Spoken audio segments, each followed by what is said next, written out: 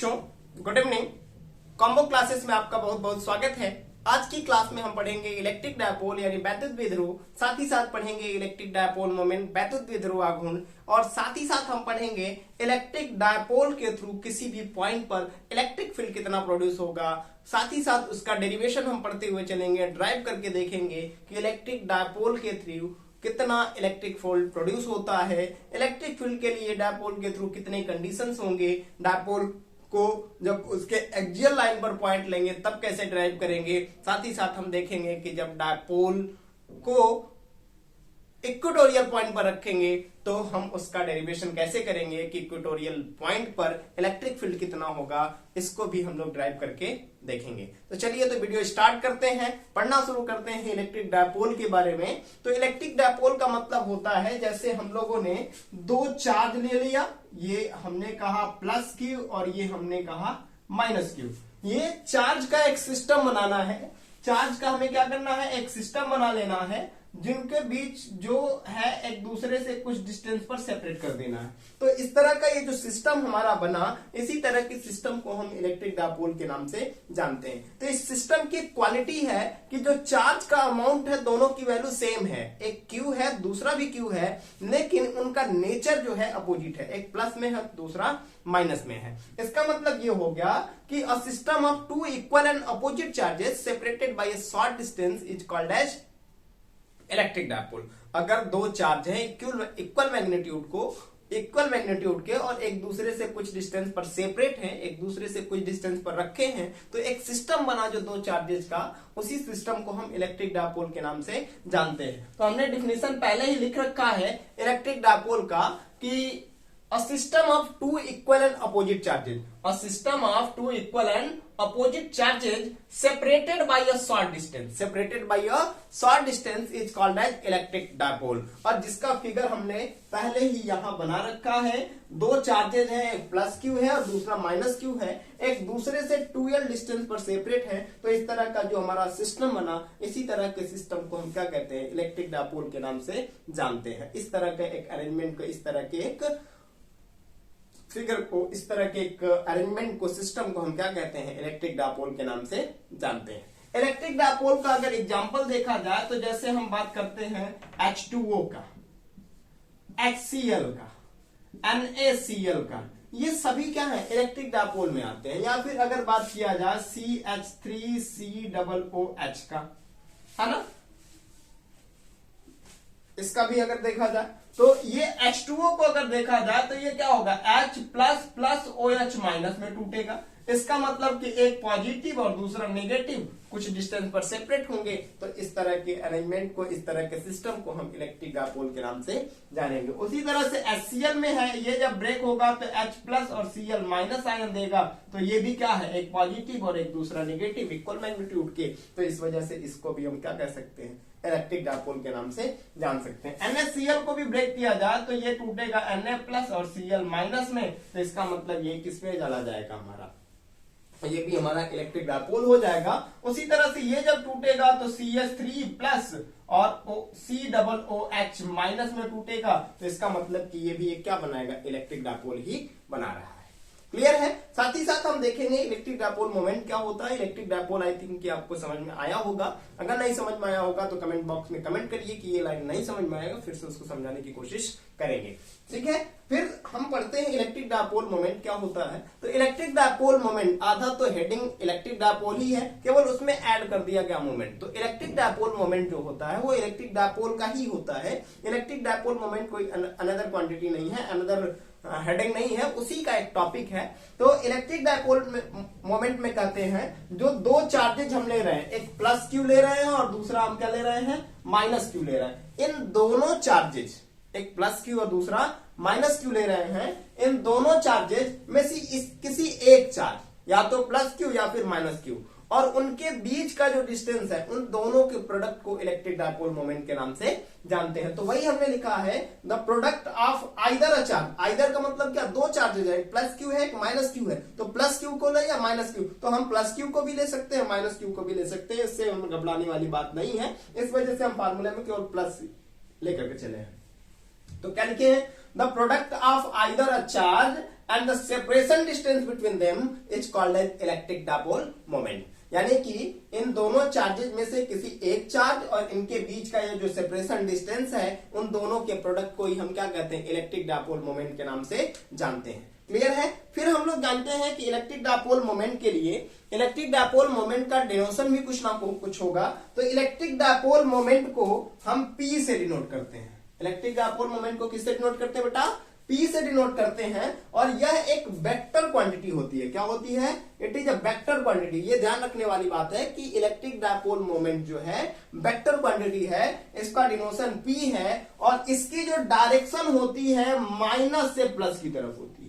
Already हमने रख रखा है कि इसकी डायरेक्शन जो होगी नेगेटिव टू पॉजिटिव होगी। हमें यह ध्यान रखना है नेगेटिव टू पॉजिटिव। कभी कभी एग्जाम में कंफ्यूजन हो जाता है कि पॉजिटिव टू नेगेटिव लेकर के हम लोग चले आते हैं। जैसा कि इलेक्ट्रिक फील्ड लाइंस की डायरेक्शन, इलेक्ट्रिक फील्ड की डायरेक्शन हम जानते हैं कि प्लस से माइनस की तरफ होती है। इलेक्ट्रिक फील्ड की डायरेक्शन होती है plus to minus, electric dipole moment की डायरेक्शन नहीं होती। तो हमें यह ध्यान रखना है कि इलेक्ट्रिक फील्ड का जस्ट अपोजिट डायरेक्शन क्या होगा, इलेक्ट्रिक डायपोल मोमेंट का होगा। इलेक्ट्रिक डायपोल मोमेंट की डायरेक्शन हो जाएगी माइनस टू प्लस। इसका फार्मूला हम लोगों ने लिखा P equal to Q into 2L और इसका जो यूनिट होगा कूलाम्ब मीटर हो जाएगा। और जब कूलाम्ब मीटर का डायमेंशन लिखेंगे तो हमारा हो जाएगा 80L। आई थिंक ये आपको ये समझ में आया होगा। नेक्स्ट टॉपिक हमारा होगा electric field due to electric dipole. Next topic हमारा क्या होगा, electric field due to electric dipole. चलिए देख लेते हैं, उसका डेरिवेशन भी करेंगे हम लोग। बहुत मजेदार टॉपिक है electric field due to electric dipole.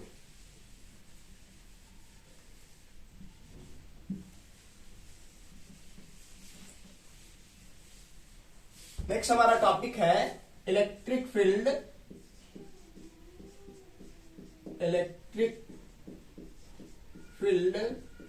Due to electric dipole. I think कि आपको दिख रहा होगा स्क्रीन पर, बोर्ड पे आपको दिख रहा होगा। एक बार देख लेते हैं हम भी। हाँ, आपको क्लियर दिख रहा है कि हमने क्या लिखा है, हेडिंग क्लियर समझ में आ रही है। इलेक्ट्रिक डायपोल के थ्रू इलेक्ट्रिक फील्ड कितना होगा।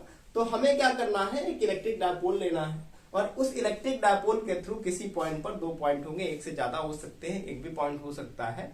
उसी पॉइंट पर इलेक्ट्रिक फील्ड जैसे हम लोगों ने पॉइंट चार्ज के थ्रू कैलकुलेट किया था, उसी टेक्निक का यूज करके उसी तरह से हम इसके लिए भी इलेक्ट्रिक फील्ड की वैल्यू कैलकुलेट करके बताएंगे। तो अगर देखा जाए तो electric field due to electric dipole में 2 कंडीशन होते हैं। There are 2 condition. फर्स्ट में होता है एक्सियल लाइन, एक्सियल लाइन पर अगर कोई पॉइंट हो, और सेकंड में होता है इक्वेटोरियल लाइन पर।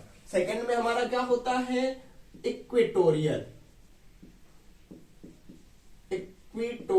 लाइन पर इलेक्ट्रिक फील्ड कितना होगा, है ना। तो फर्स्ट हमारा टॉपिक होगा, फर्स्ट हेडिंग हमारा होगा ऑन एक्सियल लाइन। इसको अभी हम लोग बाद में पढ़ेंगे, इसलिए हम इसको यहां पे राउंड कर देते हैं। अब एक्सियल पॉइंट की बात करते हैं। तो इलेक्ट्रिक डायपोल हम लोगों ने एक बना दिया, ये प्लस क्यू और माइनस क्यू का एक सिस्टम बनाया। माइनस क्यू यहां पे हमने लिखा और प्लस क्यू हमने लिख दिया यहां पर। दोनों जो है एक दूसरे से 2L डिस्टेंस पर सेपरेट है, 2L डिस्टेंस पर सेपरेट है। तो इस तरह के सिस्टम को ही हम लोग इलेक्ट्रिक डायपोल के नाम से जानते हैं। इलेक्ट्रिक डायपोल का कॉन्सेप्ट क्लियर है कि इलेक्ट्रिक डायपोल होता क्या है, system of 2 equal charges, 2 equal and opposite charges separated bye short distance. तो ये हम लोगों ने बना दिया एक इलेक्ट्रिक डायपोल। इसका सेंटर O है। इसका सेंटर का मतलब कि इसकी लेंथ 2L है, तो इसका मिड पॉइंट O है।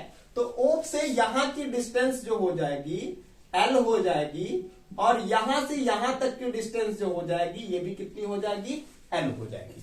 अब हमें क्या करना है, इसके थ्रू इलेक्ट्रिक फील्ड की वैल्यू कैलकुलेट करके बतानी है। तो इसके लिए हम क्या करेंगे, सबसे पहले इसके सेंटर O से R डिस्टेंस पर एक पॉइंट P कंसीडर कर लेंगे। एक कोई पॉइंट P है जो इसके सेंटर O से R डिस्टेंस पर है। कितने डिस्टेंस पर है, R डिस्टेंस पर एक कोई पॉइंट P है, जिस पर हमें क्या करना है, इस डायपोल के थ्रू इलेक्ट्रिक फील्ड की वैल्यू कैलकुलेट करके बतानी है।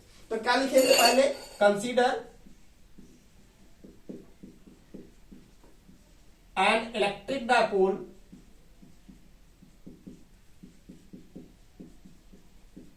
ए बी, इसका नाम हम लोग लिख लेते हैं ए बी इलेक्ट्रिक डायपोल का, है ना, ऑफ लेंथ 2l, जिसकी लेंथ कितनी है बेटा, ऑफ लेंथ 2l, है ना। Consider a point P, consider a point P is at distance r from the center of the dipole, from center O of the dipole, या electric dipole पूरा लिख सकते हैं, at which we have to find, at which we have to find the electric dipole, the electric field due to electric dipole, जिस पर हमको क्या करना है, इलेक्ट्रिक डायपोल के through electric field due to electric dipole. अब clear है। अब हम पहले क्या करेंगे, प्लस क्यू से इस पी की डिस्टेंस फाइंड करेंगे।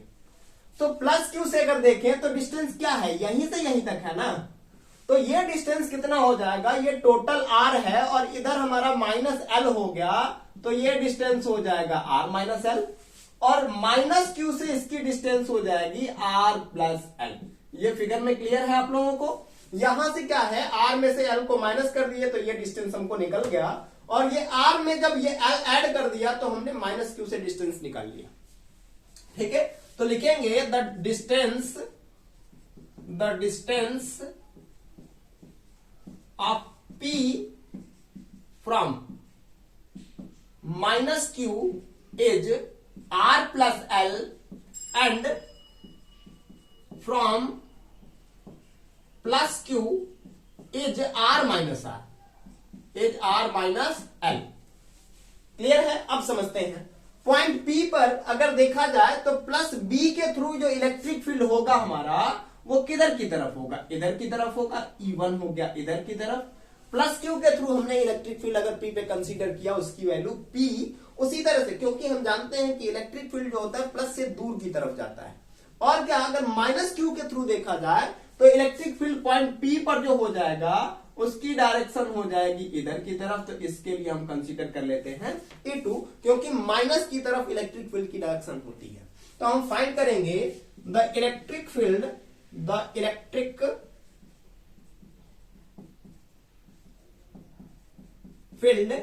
Eight P due to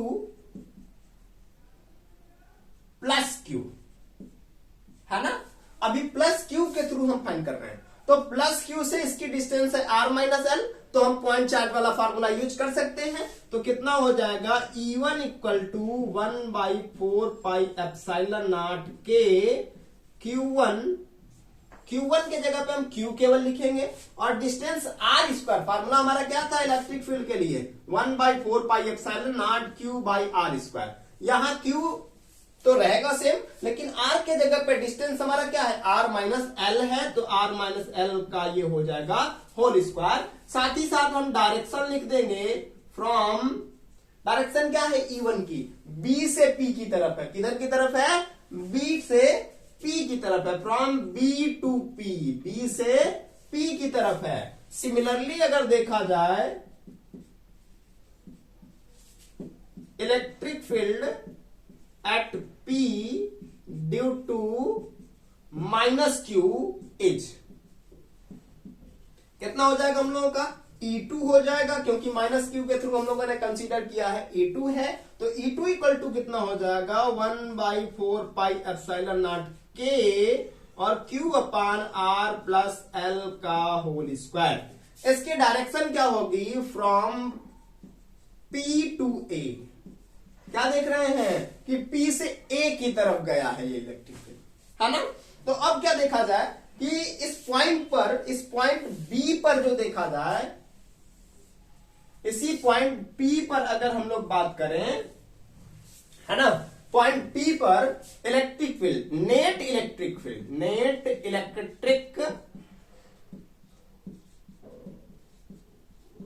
eight P is given by अब क्या देख रहे हैं कि इस पॉइंट पी पर जो इलेक्ट्रिक फील्ड है, एक इधर की तरफ चला गया और एक इधर की तरफ, यानी दोनों एक दूसरे के अपोजिट डायरेक्शन में है। मतलब ये हुआ कि हम या तो E1 में से E2 को माइनस करेंगे या फिर E2 में से E1 को माइनस करके आराम से इसकी वैल्यू कैलकुलेट करके बता सकते हैं। अब कंफ्यूजन हमारा क्रिएट हो जाता है, मेन प्रॉब्लम आ जाती है कि E1 में से E2 को माइनस करें या E2 में से E1 को माइनस करें। अगर E1 में से E2 को माइनस करते हैं तो क्या होगा और E2 में से E1 को माइनस करते हैं तो क्या होगा। आखिर हमारा सटीक आंसर, हमारा सही तरीका क्या है कि हम E1 में से माइनस करें या E2 में से माइनस करें, E1 में से E2 को माइनस करें या फिर E2 में से E1 को। तो सबसे पहले हम ध्यान देंगे कि E1 बड़ा है या E2 बड़ा है, E1 की वैल्यू ग्रेटर है या E2 की वैल्यू ग्रेटर है। तो उसके लिए हम चेक करेंगे कि किसका डिनोमिनेटर, किसका हर बड़ा है।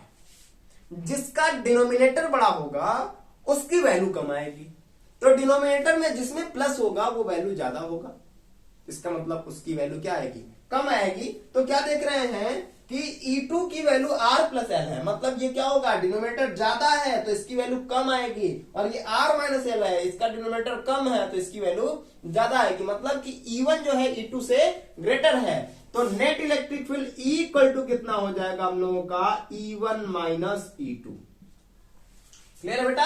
अब रखेंगे वैल्यू, तो E इक्वल टू रखेंगे 1/4 पाई एप्सिलॉन नॉट के और Q by R minus L का whole square minus 1/4 pi epsilon naught के Q by R plus L का होल स्क्वायर लिख देंगे आराम से।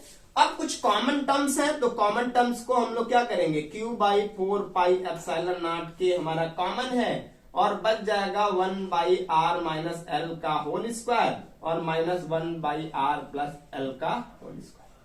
अब फिर इसको अगेन सॉल्व करेंगे तो हो जाएगा E equal to Q/4 pi epsilon naught के इन ब्रैकेट एलसीएम लेंगे, एलसीएम लेकर के इस फ्रैक्शन को सॉल्व करेंगे तो एलसीएम हमारा हो जाएगा r माइनस एल और r प्लस एल का r square minus L square, और ये एक स्क्वायर लगा है तो स्क्वायर हम आराम से लगा देंगे। फिर क्या करेंगे, इसका इसमें मल्टीप्लाई तो हो जाएगा r प्लस एल का होल स्क्वायर और फिर इसका इसमें मल्टीप्लाई तो r माइनस एल का whole square. This is the solution, है ना। फिर आगे इसको सॉल्व करेंगे तो हमारी वैल्यू आ जाएगी E equal to, I think कि आपको दिखेगा नहीं, दिख जाएगा, है ना। तो देख लिया जाए तो E की वैल्यू हम लिख सकते हैं, यहां से कितना लिख सकते हैं, Q/4 पाई एप्सिलॉन नॉट के और कितना ऊपर देखो a प्लस बी का होल स्क्वायर, तो a square plus B square plus 2ab, है ना, माइनस इसका ब्रैकेट लगेगा भी r square plus L square minus 2l, r या rl भी लिख सकते हैं, कोई दिक्कत नहीं है ना। 2ab लिखे या 2ba लिखे, कोई दिक्कत नहीं है। और नीचे हमारा r square minus L square का होल स्क्वायर उसी तरह जस का तस रह जाएगा। ठीक है बेटा। अब फिर इसको सॉल्व करेंगे तो हमारा E इक्वल टू कितना आ जाएगा, 1/4 पाई Q/4 पाई एप्सिलॉन नॉट के और कितना आएगा, ब्रैकेट में देखते हैं r square plus L square, r square plus L square minus, नहीं प्लस है यहां पर, प्लस 2rl माइनस, ये दिखेगा नहीं आपको, तो हो जाएगा r square plus L square plus 2rl minus. अब देखते हैं बेटा क्या हो जाएगा हमारा, यहां पे जब माइनस का ब्रैकेट हटाएंगे, माइनस को ब्रैकेट के साथ हटाएंगे तो अंदर वाले सारे प्लस माइनस में हो जाएंगे और सारे माइनस प्लस में हो जाएंगे। तो r स्क्वायर प्लस में है तो ये हो जाएगा माइनस में, प्लस एल स्क्वायर हमारा प्लस में है तो ये एल स्क्वायर भी हो जाएगा हमारा माइनस में, और 2rl माइनस में है तो ये हमारा हो जाएगा प्लस में, और नीचे हमारा एलसीएम उसी तरह से r square minus L square का होल स्क्वायर रह जाएगा। बात क्लियर है। फिर हमारा देख रहे हैं कि ये r स्क्वायर से r स्क्वायर कैंसल आउट हो गया, एल स्क्वायर से एल स्क्वायर भी हमारा क्या हो गया, कैंसल आउट हो गया। तो E इक्वल टू कितना मिल गया, Q by 4 pi epsilon naught के, और कितना 2RL और 2RL कितना हो जाएगा into 4RL by R square minus L square का होल स्क्वायर। ठीक है बेटा। अब फिर इसी को आगे सॉल्व करेंगे तो हम E इक्वल टू इसको क्या लिख सकते हैं, E equal to 1/4 pi epsilon naught के, और कितना Q into 2L into 2R लिख सकते हैं। देखो बेटा 2 इंटू 2 कितना हो गया, 4R भी है, L भी है और Q भी है, सारे चीज इंक्लूड है, इसलिए घबराने वाली बात नहीं है। और नीचे हो जाएगा R square minus L square का होल स्क्वायर। अब हमें पता है कि सिंस Q इंटू 2L को जो है डायपोल मोमेंट कहते हैं, इलेक्ट्रिक डायपोल मोमेंट कहते हैं, तो E इक्वल टू हमारा हो जाएगा 1/4 पाई एप्सिलॉन नॉट के, और P into 2R by R square minus L square का होल स्क्वायर। अगर कहा जाए कि इफ R जो है ग्रेटर देन L, R की वैल्यू जो है L से ज्यादा हो, इसका मतलब कि ये पॉइंट जो है इनके बीच के डिस्टेंस से कहीं ज्यादा डिस्टेंस पर रखा हो, तो उस कंडीशन में अगर R छोटा है, R बड़ा है L से, then R square is very very greater than L square, so L square is neglected. L square को क्या कर दिया जाए, नेग्लेक्ट कर दिया जाए। नेग्लेक्ट मतलब छोड़ दिया जाए, तो उस कंडीशन में हमारा क्या हो जाएगा, देन E इक्वल टू हो जाएगा 1/4 पाई एप्सिलॉन नॉट के, और P इंटू 2R, नीचे क्या L स्क्वायर को हटा रहे हैं तो R स्क्वायर का स्क्वायर बचेगा, तो हो जाएगा E equal to 1/4 pi epsilon naught के, और P into 2R by R power 4। एक R पावर 4 कहां से आया, तो ये स्क्वायर R पावर 4 हो गया, एक ऊपर से नीचे का R कटेगा, तो E इक्वल टू हो जाएगा 1/4 पाई एप्सिलॉन नॉट के, और 2P बाई R क्यूब, है ना। This is the electric field at P eight axial line of dipole, है ना। या फिर यहीं से देखा जाए तो E क्या मिल जाएगा, 1/प्रोपोर्शनल टू, है ना, यानी कि अगर डिस्टेंस ज्यादा होगा तो डायपोल के थ्रू भी मोमेंट इलेक्ट्रिक फील्ड क्या होता जाएगा, कम होता जाएगा। अगर दोनों ये पॉइंट O से P की डिस्टेंस ज्यादा करते जाएंगे तो वहां क्या होता जाएगा, इलेक्ट्रिक फील्ड की वैल्यू धीरे धीरे कम होती जाएगी। इसका एक बार आप स्क्रीनशॉट ले लीजिए। ये हमारा फर्स्ट है, ये सेकेंड स्टेप है, ये हमारा थर्ड स्टेप है, और यहां आकर के ये फिनिश हो गया। डेरिवेशन बड़ा आसान सा था, थोड़ा सा एक बार इसको ध्यान से पढ़ लेंगे, आराम से इसको सॉल्व करके देख सकते हैं, है ना। फिर हमारा नेक्स्ट टॉपिक है, इसका स्क्रीनशॉट लेकर के आप लिख सकते हैं, नोट्स बना सकते हैं। नेक्स्ट टॉपिक हमारा होगा इक्वेटोरियल पॉइंट। एक्सियल पॉइंट पे तो हम लोगों ने इलेक्ट्रिक फील्ड की वैल्यू कैलकुलेट कर लिया, कितना आया हम लोगों ने देखा कि इलेक्ट्रिक फील्ड की वैल्यू आ गया E equal to 1/4 pi epsilon के 2P बाई R क्यूब। साथ ही साथ हम देखेंगे इक्वेटोरियल पॉइंट पर इलेक्ट्रिक फील्ड की वैल्यू कितना होगा, उसको कैलकुलेट करने का, उसको ड्राइव करने का हमारा टेक्निक क्या होगा, ये सारी चीजें अभी हम देखते हुए चलेंगे। चलिए तो स्टार्ट करते हैं। इसका स्क्रीनशॉट आप ले लीजिए, तब तक हम इसको इरेज कर देते हैं, है ना। इक्वेटोरियल पॉइंट पर भी देख लिया जाए।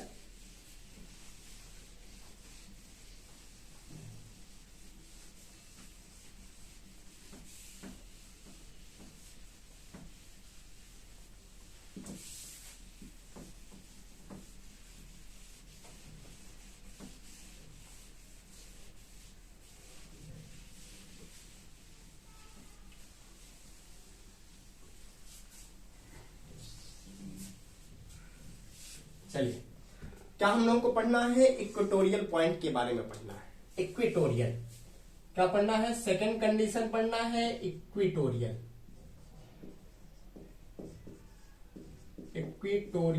पॉइंट या लाइन कहें, पॉइंट कह लेते हैं। इक्वेटोरियल पॉइंट कहें या लाइन कहें, कहने का मतलब हम लोगों का सेम है। एक लाइन ये है, दूसरी लाइन ये, हो सकता है कि लंबा हो जाए, इस वजह से हमने क्या कर दिया, इसको पहले ही 3 पार्ट में सेपरेट कर दिया, 3 पार्ट में डिवाइड कर दिया। अब समझते हैं, हमें फाइंड करना है electric due to electric dipole on the equatorial point. इसके लिए हम क्या करेंगे, एक इलेक्ट्रिक डायपोल सबसे पहले बना लेंगे। ये हो गया हम लोगों का इलेक्ट्रिक डायपोल। मान लेते हैं ये माइनस क्यू है और ये प्लस क्यू है। ऐसा ही हम लोगों ने पहले ही बनाया था। ये एक दूसरे से 2l डिस्टेंस पर सेपरेट है। इसका सेंटर O है ना, तो ये डिस्टेंस आधा L हो जाएगा और ये हमारा L हो जाएगा। इसके पहले वाले में भी हम लोगों ने ऐसा ही किया था। अब हमें एक्सियल लाइन नहीं बल्कि इक्वेटोरियल लाइन पर करना है। इक्वेटोरियल के लिए क्या करते हैं, इसका परपेंडिकुलर बाइसेक्टर ड्रॉ करते हैं। इसी लाइन पर एक कोई पॉइंट होगा, इसी लाइन पर एक कोई पॉइंट होगा और उसी पॉइंट पर हमें क्या करना है, इलेक्ट्रिक फील्ड की वैल्यू कैलकुलेट करके बतानी है। कंसीडर कर लेते हैं कि यहां पर एक कोई पॉइंट P है जिस पर हमें इस डायपोल के थ्रू इलेक्ट्रिक फील्ड की वैल्यू कैलकुलेट करके बतानी है, जिसकी इसके सेंटर O से डिस्टेंस जो है R है। सेंटर से कितने डिस्टेंस पे है, R है। तो लिखेंगे consider an electric dipole,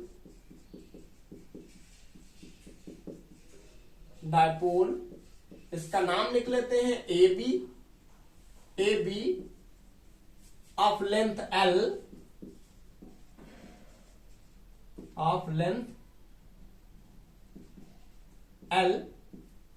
consider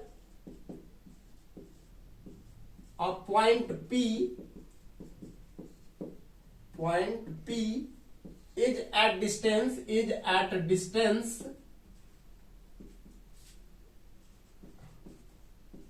R on the equatorial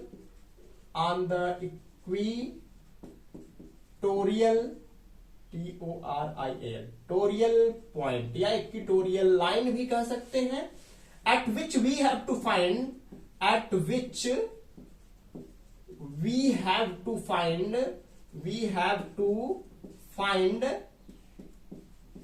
the electric field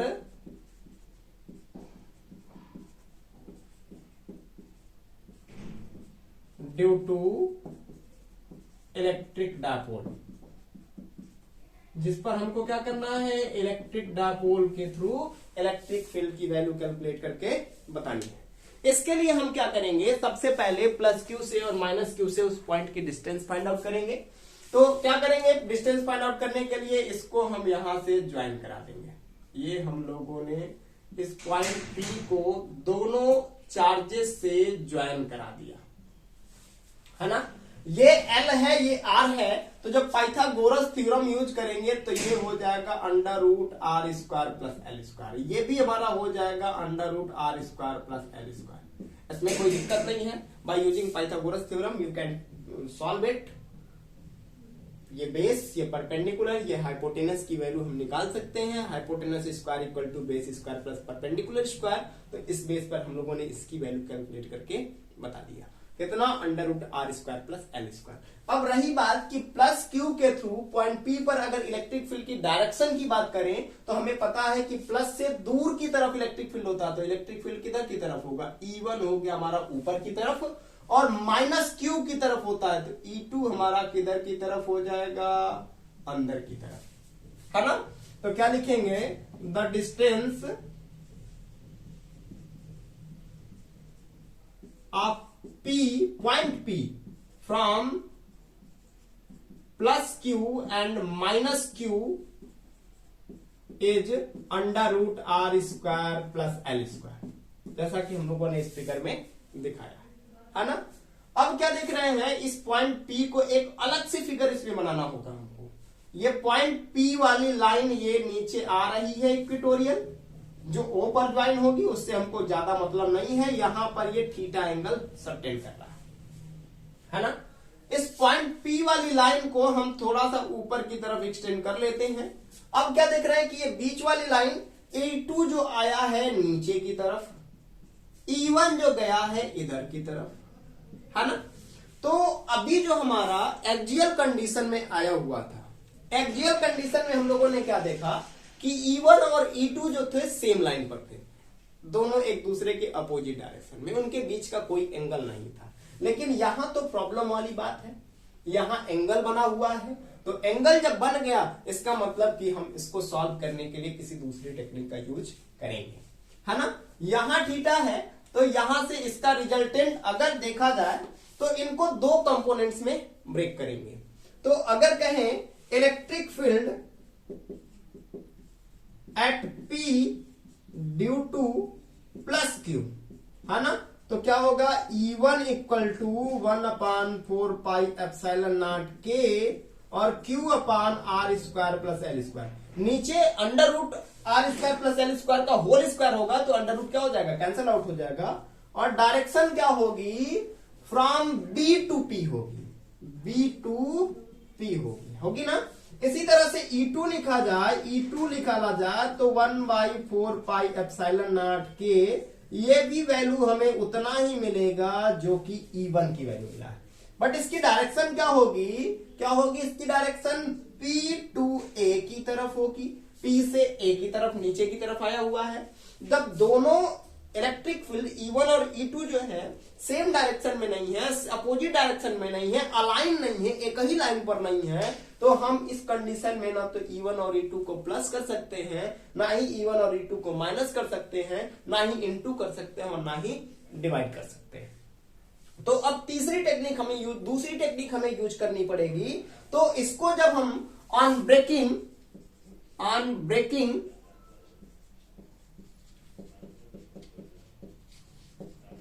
E1 and E2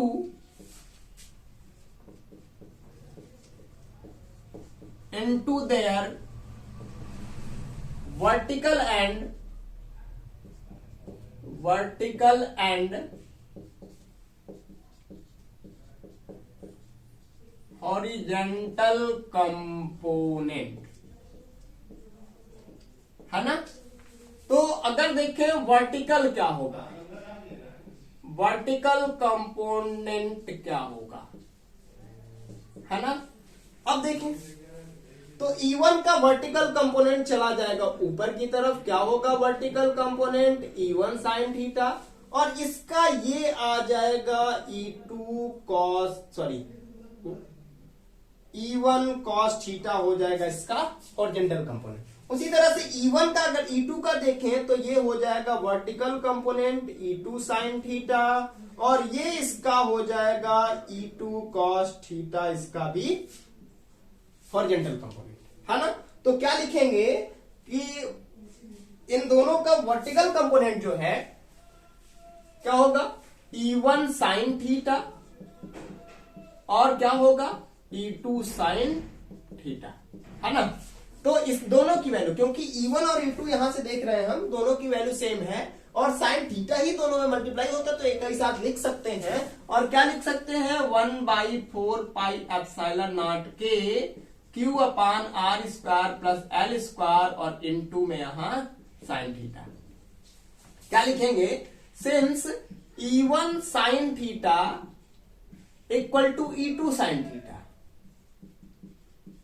and in opposite direction, किसमें है, इन अपोजिट डायरेक्शन, दोनों एक दूसरे के क्या है, एक देख रहे हैं E1 साइन थीटा ऊपर है और E2 साइन थीटा किधर की तरफ है, नीचे की तरफ है। So they cancel to each other, दोनों एक दूसरे को क्या करेंगे, so they cancel to each other. That means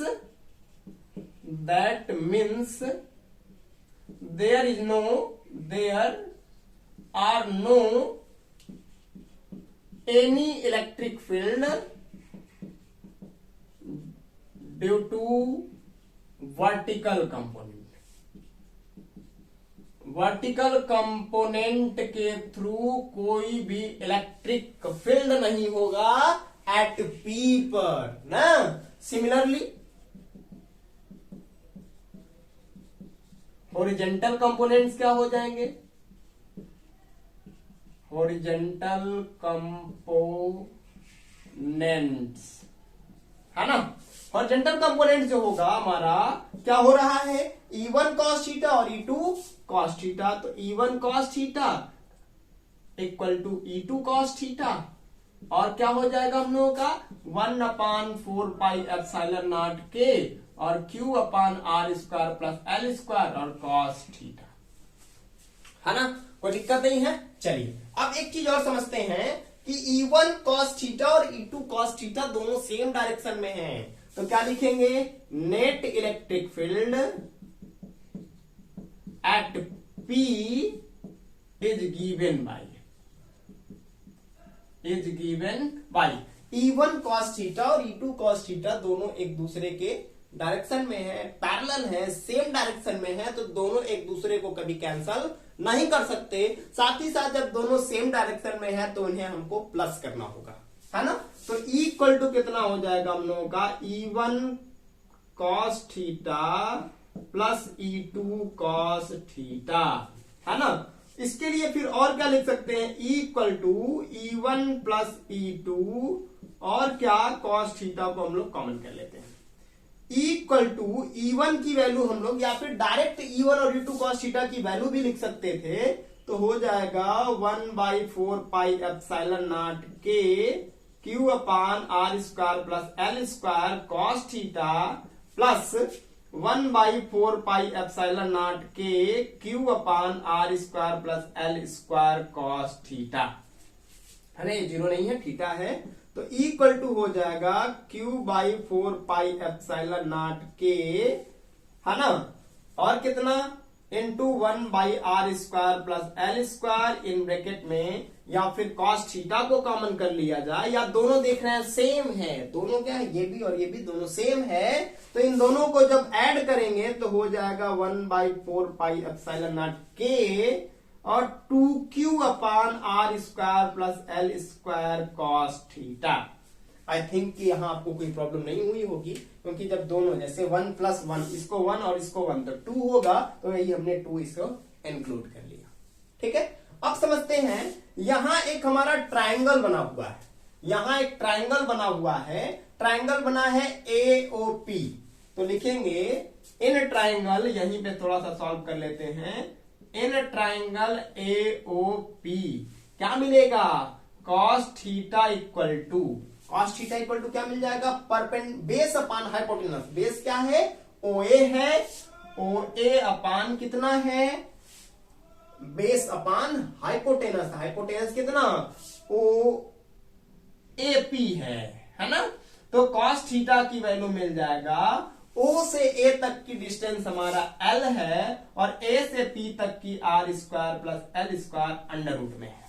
cos theta की ये वैल्यू ला करके यहां पुट कर देते हैं, तो E इक्वल टू मिल जाएगा 1/4 पाई एप्सिलॉन नॉट के और 2Q upon R square plus L square into L upon under root R square plus L square. I think कि आपको समझ में आ रहा होगा ये सारी चीजें, मैथमेटिकल कैलकुलेशन है केवल।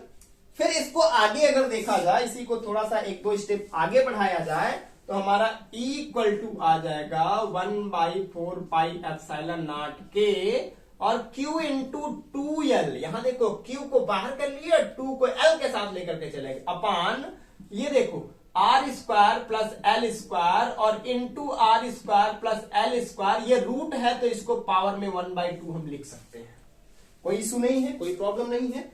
फिर क्या देखें, Q इंटू 2L को मोमेंटम, इलेक्ट्रिक डायपोल मोमेंट कहते हैं, तो हमारा हो जाएगा E equal to 1/4 pi epsilon naught के और कितना, Q इंटू 2L को हम P लिख लेते हैं और नीचे पावर में यहां 1 छुपा हुआ है, तो 1 में हाफ जोड़ेंगे, ऐड करेंगे, तो कितना हो जाएगा हम लोग का R square plus L square के पावर में 3/2, है ना। अभी हम लोगों ने एक्सियल कंडीशन में जो केस अप्लाई किया था, कहा था कि if R is less than L, क्या कहा जाए, if R is less than, R is greater than L, then R square is very very greater than L square, so L square is neglected, छोड़ दिया जाए उसको, R square को क्या कर दिया जाए, छोड़ दिया जाए, तो इस कंडीशन में हमारी वैल्यू जो आ जाएगी वो एकदम साफ सुथरी वैल्यू आ जाएगी। नीचे रूट का मैटर या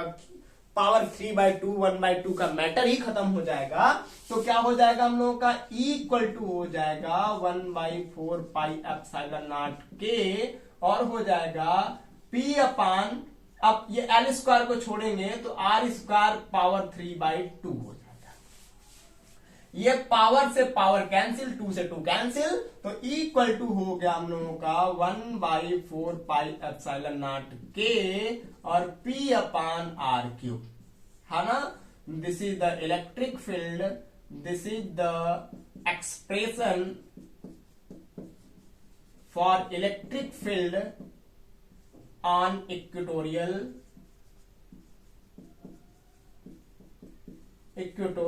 पॉइंट, है ना। आई होप कि आपको ये फार्मूला समझ में आया होगा, ये डेरिवेशन समझ में आया होगा। तो इसका भी स्क्रीनशॉट आप एक बार ले लीजिए और इसको आप अपने नोट्स में लिख लीजिएगा, आप अपना नोट्स प्रिपेयर कर लीजिएगा।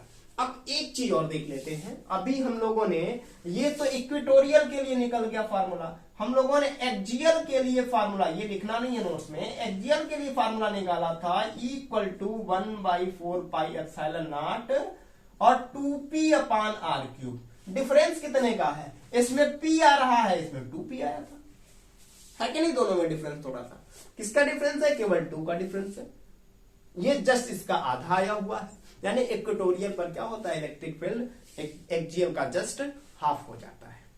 आई थिंक कि आपको ये वीडियो अच्छा लगा होगा, समझ में आया होगा। Electric field, electric dipole moment, साथ ही साथ इलेक्ट्रिक डायपोल के थ्रू इलेक्ट्रिक फील्ड की वैल्यू कैलकुलेट करना आपको समझ में आ गया होगा।